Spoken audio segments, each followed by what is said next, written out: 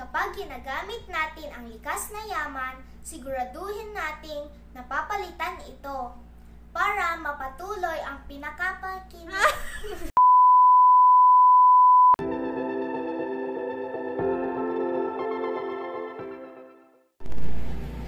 Paano natin masusolusyonan ang hamon sa kalikasan?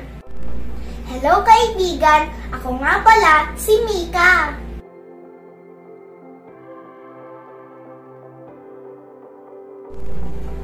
Ang tanong ko ngayon, paano natin mabibigyan ng solusyon ang hamon ng pangkalikasan?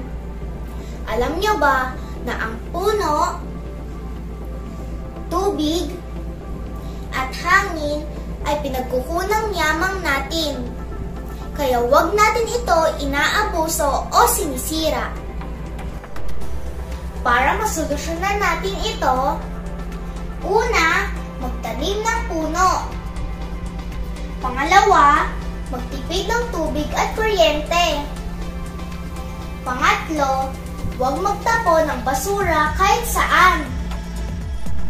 Kapag ginagamit natin ang likas na yaman, siguraduhin na papalitan pa natin ito para patuloy pa nating mapakinabangan. Tandaan, kapag inalagaan natin ang kalikasan, aalagaan rin tayo ng kalikasan. Kaya tara, maging Earth Hero na tayo araw-araw. Bye!